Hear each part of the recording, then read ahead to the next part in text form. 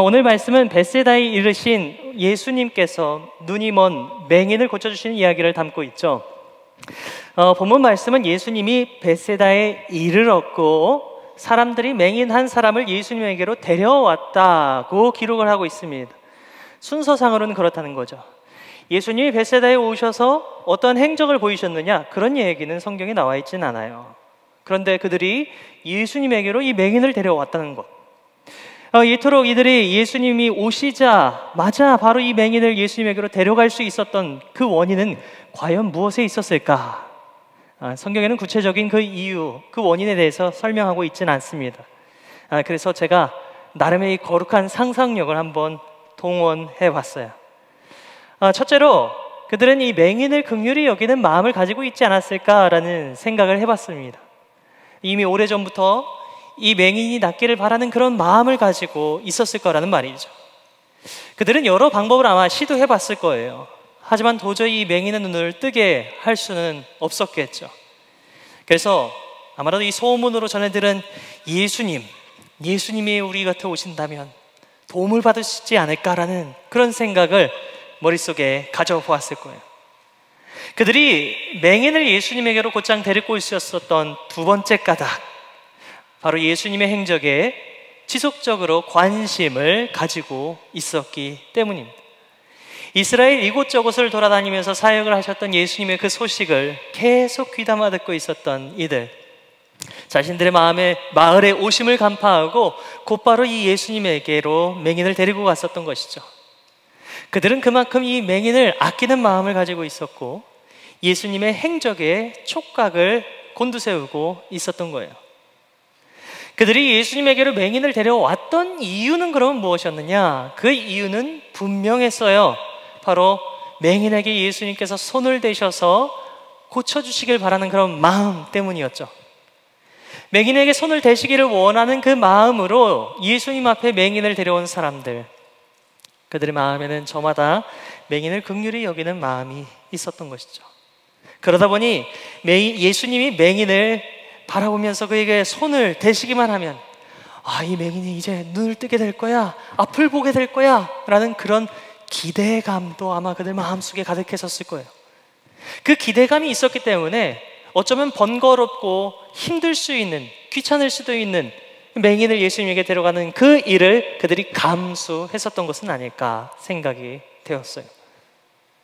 혹시 여러분들 중에서도 앞을 보지 못하는 분들을 인도해서 어딘가로, 누군가에게로 이렇게 데리고 가는 일 해보신 분들 계실 수 있을 겁니다. 그런 분들 계신다면 아마 잘 아실 거예요. 이게 얼마나 어려운 일인지를 말이죠. 특히나 당시 성경에 나와 있는 그 당시 상황에는 우리가 타고 다니는 차 같은 게 없었습니다. 그만큼 더 많이 힘들었을 거라는 것이죠. 그만큼 맹인을 예수님에게로 데려온 이 사람들의 마음에 맹인을 아끼는 마음이 있었던 거예요. 드디어 이 맹인이 예수님 앞에 서게 됐습니다. 그 순간 맹인을 인도했던 이 사람들, 바로 예수님이 곧바로 맹인을 낫게 해주실 것이라는 그런 부푼 기대감이 절정에 이르게 됐을 거예요. 그 기대감으로 이 귀찮고 번거로운 일들을 감수해서라도 맹인을 예수님에게로 데려왔었던 것이잖아요. 그런데 이게 웬일일까요? 맹인을 만나게 된 예수님은 맹인이 보지 못하는 눈에 곧바로 안수해 주시지 않으셨어요. 그보다는 먼저 맹인의 손을 잡아주셨어요. 그리고 그를 어떻게 하셨는가? 오늘 본문 마가복음 8장 23절 전반절에는 이렇게 나와 있어요. 제가 한번 봉독해 봅니다. 예수께서 맹인의 손을 붙잡으시고 마을 밖으로 데리고 나가사. 자, 다급히 그의 안 보이는 눈에 손을 대셔서 맹인을 낫게 해주실 것이라 생각했었던 당시 그 많은 사람들, 맹인을 데려왔던 그 사람들 아마 적잖게 당황했을 겁니다. 예수님이 맹인의 눈을 곧바로 고쳐주시는 것이 아니라 그의 손을 붙잡고 어디로 가셨나요? 마을 밖으로 나가시는 거예요. 이 마을 밖, 이곳은 과연 어디일까요? 어떤 곳인가요? 거룩하지 못하고 부정함으로 얼룩진 사람들이 모여 사는 것이 마을 밖이었어요. 사람들에게 따돌림 당하고 가족들과 떨어져 지낼 수밖에 없는 그런 쓸쓸하고 외로운 장소가 마을 밖이었어요. 내게 괴롭고 힘든 일이 있을 때 누군가에게 도움을 청할 수조차 없는 그런 곳이 바로 마을 밖이었어요. 그런데 왜 이 예수님은 맹인의 눈을 고쳐주시지 않으시고 그를 이끌고 바로 이런 마을 밖으로 나가셨던 것일까요? 눈에 손을 얹어서 안수해 주시기를 구했는데 왜 예수님은 그의 손을 붙잡고 마을 밖으로 나가셨던 것일까요? 왜 예수님은 사람들이 예수님에게 향해 가지고 있었던 그런 간절한 기대와 그 요청을 곧바로 들어주시지 않으셨던 것일까요? 우리가 예수님께서 왜 사람들의 요청과 다르게 행동하셨는지를 알기 전 먼저 우리 가운데도 이런 일들이 있음을 살펴볼 수 있을 겁니다. 사실 오늘을 사는 우리 가운데도 이런 일들이 일어나고 있다는 것이겠죠. 저만 해도 그렇습니다. 매번 기도를 한다고 기도를 했는데 예수님이 제 기도를, 제 요청을 들어주시지 않는 것처럼 여겨질 때가 있었어요. 쉽게 말해서 기도한 내용이 곧바로 이루어지지 않았었다는 것입니다. 어린 시절 저에게 있어서 가장 큰 기도 제목이 있었다면 그게 무엇이냐? 바로 저희 아버지의 병이 낫게 되는 거였어요. 저희 집은 제가 한 6살 때 정도쯤 이웃에 살던 분의 인도에 따라서 우리 가족이 다 교회에 나가기 시작했습니다. 당시 아버지가 이 병에 걸려서 병원도 가보고 여러 몸에 좋다는 것도 해보고 그런데 차도가 없는 거예요. 그래서 어떻게 하면 나을 수 있을까 그 방도를 찾던 중 저희 어머니는 이 교회에 나가게 되면 병이 나을 수 있다는 그런 얘기를 듣게 되었어요. 그래서 교회를 찾으셨던 것이죠. 아버지와 함께 온 가족이 교회에 나갔습니다. 이 교회에 갔더니 어린 저에게 교회 학교 선생님이 이렇게 말씀하시는 거예요. 하나님께 기도하면 모든 것을 들어주신다고, 해결해 주신다고. 너무 기쁘잖아요. 그래서 저는 그 부푼 기대감을 가지고 하나님께 기도했습니다. 하나님, 저희 아버지 낫게 해주세요. 저희 아버지 병 낫게 해주세요. 저만 그렇게 기도했을까요? 아니에요. 가족 모두가 그렇게 기도했습니다. 당시 병원 중에 있었던 저희 아버지 소원이 집사직분 한번 받아보는 거였어요. 그런데요, 하나님께서는 어린 제 마음에 야속하게 느껴질 정도로 그 소원을 들어주시지 않으셨습니다. 그뿐만이 아니죠. 제가 했던 기도, 그리고 우리 가족들이 간절히 했었던 그 기도 들어주시지 않으셨던 거예요. 아버지의 병이 낫게 되면 당시 유행하던 그런 게임기가 있었습니다. 당시 한 7, 8살 되기 전, 7살쯤 됐었던 제가 막 아버지께 쫄랐어요. 아빠, 우리도 저 게임기 사줘. 아버지가 병 나으면 사주겠다고 얘기하셨는데 아버지가 병이 낫지 않으니 이 어린 철부지 마음에 그런 생각이 드는 거예요. 하나님 때문에 내가 아버지도 잃고 게임기도 얻지 못했다고. 그 철부지 마음에 하나님을 탓하고 원망하기도 했었습니다. 그런데도 저희 어머니는 계속적으로 교회에 나가셨어요. 물론 저도 교회를 나갔습니다. 저는 하나님이 그냥 제 기도를 들어주시지 않았다 마냥 소원하기만 했었습니다. 어릴 때는 아버지를 낫게 해달라고 기도했었지만 이제 장성에서는 목사가 돼서 때로는 그런 생각을 또 가질 때가 있었던 것 같아요. 목사가 돼서 하나님의 교회를 위해, 하나님의 이름을 위해 병이 낫게 해주십시오라고 간곡히 기도하는 경우가 있었습니다. 특별히 신방을 할 때면 우리 성도님들이 주로 말씀하시는 그 기도 제목들, 바로 이 육신의 아픔, 이 연약함으로 인해서 고통 가운데 있는데 이걸 좀 나았으면 좋겠어요 라고 그렇게 기도 요청하시는 분들이 있습니다. 그런 이야기를 들을 때면 저뿐만이 아니라 우리 많은 목사님들이 이 병환 중에 있는 우리 성도님들 얼른 속히 나을 수 있도록 회복해 주시기를 아주 간곡히 기도를 하곤 하죠. 때때로 하나님은 제가 간곡히 기도했었던 그 기도에 응답해 주셨습니다. 참 감사할 일이죠. 하지만 모든 기도를 들어주시던 것은 아니었어요.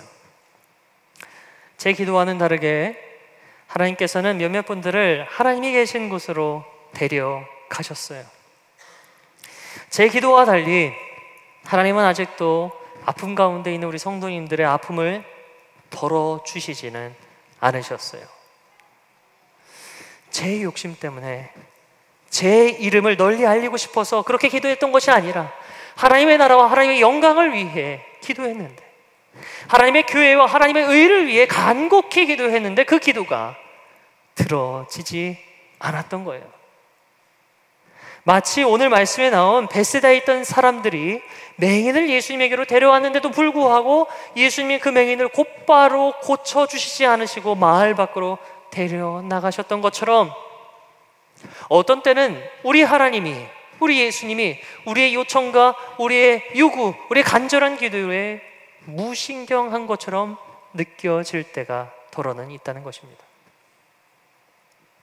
아들 예수 그리스도께서 땀방울이 핏방울이 되도록 이 잔을 내게서 옮겨주시옵소서 그렇게 간절히 기도했는데 결국 아버지의 뜻대로 하옵소서 그렇게 기도할 수밖에 없는 그런 상황이 우리 가운데도 있을 때가 있다는 것이죠. 도대체 우리 하나님은, 우리 예수님은 왜 그런 모습을 우리에게 보이시는 것일까요? 이 질문에 답을 얻기 위해 우리는 먼저 예수님이 눈이 먼 이 맹인을 데리고 무엇을 하셨는지 살펴볼 필요가 있습니다. 제가 한번 오늘 보면 마가복음 8장 23절 전반부에 있는 말씀을 봉독해 보도록 할게요. 예수께서 맹인의 손을 붙잡으시고 마을 밖으로 데리고 나가사라고 되어 있죠. 예수님은 맹인의 손을 붙잡으셨습니다. 그가 보지는 못하는 눈에 손을 얹으신 것이 아니라 맹인의 손을 꽉 잡아주셨던 거예요. 그런데 사실 이것도 매우 놀라운 행동이라고 볼 수 있습니다. 왜 그럴까요? 당시 유대 율법에서는 육체에 흠이 있는 사람들, 부정한 사람들로 규정했어요. 그들과 가까이 하지 말고 그들과 접촉하지 말아야 한다고 가르쳤기 때문입니다.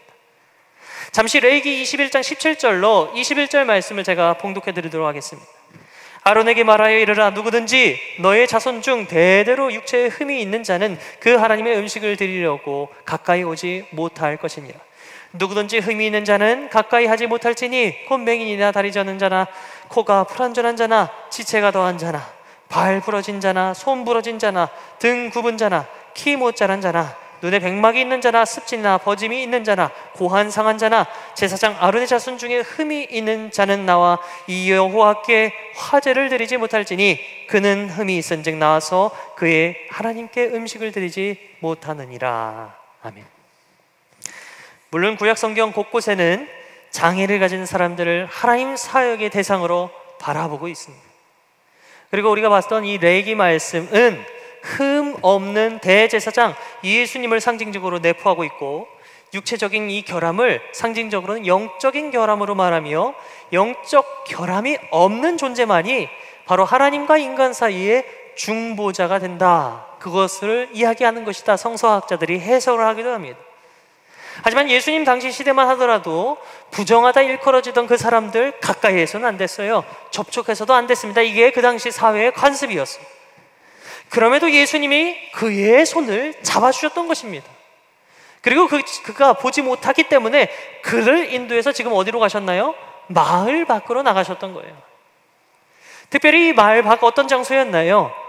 이스라엘 시대 때 부정한 사람들, 그렇게 일컬어지는 사람들이 그곳에 거주했었다고 말씀드렸습니다. 부정함이 다른 사람들에게 옮으면 안 된다는 그런 이유에서 그들은 마을 밖에 거주할 수밖에 없었어요. 그래서 마을 밖에 있다가 이 병이 낫게 되면 제사장에게 몸을 보인 뒤에 가족을 상봉할 수 있었어요. 하지만 이것은 병에 든 사람의 부정함이 병에 걸리지 않은 사람에게 옮게 하지 않기 위한 조치로만은 볼 수 없습니다. 이 병으로 인해 면역력이 떨어질 수 있거든요. 그래서 다른 오염 원인으로부터 이 병자를 벗어나게 해주는 그런 조치가 될 수 있다고요. 당시 위생시설, 의료설비 오늘 같지 않았습니다. 병으로 인해 면역력이 떨어진 그 사람들이 도움을 얻을 수 있도록 하는 조치였을 수 있다고 볼 수 있다는 것이죠. 그렇게 본다면요, 마을 밖은 어떤 곳일까요? 공동체를 보호하는 곳이 될 수 있습니다. 그리고 그 마을 밖은 정화가 되는 곳이라 할 수 있습니다.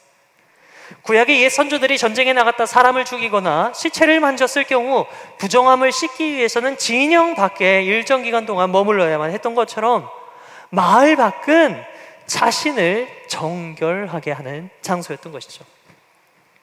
특별히 예수님은 이 마을 밖 빈들 광야에서 아버지 하나님을 더욱 깊이 만나셨어요. 그것은 하나님의 은혜로 변화될 수 있는 것이죠. 사람과 사람들이 시끌거리면서 저마다에게 집중하는 것이 아니라 바로 우리가, 바로 내가 하나님을 발견할 수 있는, 하나님을 만날 수 있는 곳이 바로 마을 밖이라는 것입니다. 그렇기 때문에 그곳은 하나님을 제대로 발견할 수 있는 곳이고 세상을 보지 않고 하나님을 바로 보며 그분께 나아갈 수 있는 곳이라 할 수 있죠. 하나님께 고침받고 하나님의 은혜를 인격적으로 누릴 수 있는 곳이 바로 마을 밖이었어요.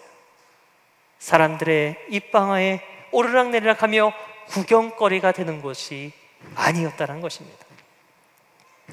예수님은 이 점을 이미 알고 계셨어요. 그래서 그를 마을 밖으로 데리고 나가셨어요. 마을 안에서 고침받았을 때 사람들은 그 사람을 바라보면서 동물원의 원숭이를 보는 것처럼 구경할 것이고 신기할 것을 예수님이 아셨던 것이죠. 특히나 베세다라는 장소는 그런 곳이었습니다. 마태복음 11장 21절 말씀을 보면 이렇게 나와 있어요.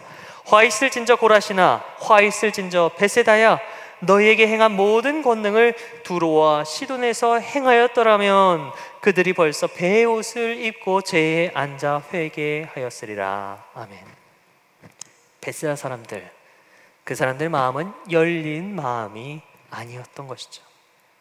그래서 예수님은 우선 눈이 먼 맹인을 그런 사람들 곁에서 벗어나게 하셨던 거예요. 그리고 난 후에 그의 눈을 어루만져 주셨어요. 안수하셨죠. 그의 눈을 치료하셨던 겁니다. 그리고 이어 이렇게 말씀하세요. 26절 말씀, 마을에는 들어가지 말라.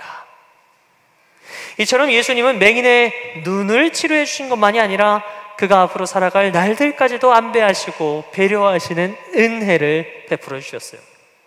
처음에는요, 긍휼한 마음으로 이 맹인을 데려왔던, 예수님에게 데려왔던 이 사람들의 요청과 요구를 무시하는 것처럼 그렇게 비춰졌을지는 몰라요. 하지만 실상은 그의 눈을 치료해 주는 것은 물론이거니와 그가 앞으로 살아갈 그 모든 날들까지도 배려하시는 섬세한 바로 예수님의 은혜가 있었던 것이죠. 우리는 그걸 몰랐습니다. 우리는 그걸 예상하지 못했어요. 하지만 예수님은 그렇게 행하셨던 거예요.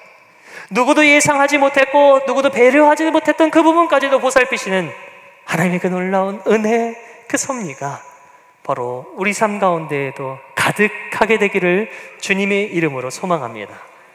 그렇기 때문에 우리는요, 끝까지 하나님을 신뢰해야 돼요.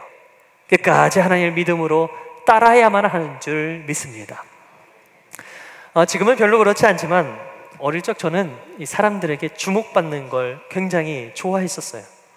엄청 까불거리면서 그렇게 자랐었던 것이죠. 그러다가 이 주목받는 것이 그렇게 좋은 것만은 아니라는 사실을 깨닫게 됐습니다.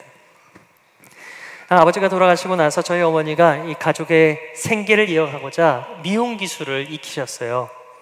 미용 기술을 익히셨을 때, 그때만 하더라도, 지금도 마찬가지지만요, 당시 자격 시험이 있었습니다. 그래서 연습을 하셔야 되잖아요. 저를 마당에 앉혀 놓으셨어요. 그리고 제 머리를 막 깎아 주셨습니다. 가발을 사서 계속 하기에는 이 돈이 아깝기도 했고, 아니, 그렇게 하셨던 것이죠. 그리고 또 저희 누나 머리를 그렇게 짧게 깎을 수도 없는 노릇이었고, 그래서 제 머리를 가지고 여러 가지 제가 마루타가 돼서 시험 대상이 돼서 이렇게 머리가 깎임 당했습니다. 근데 머리 깎기만 하면 좋죠.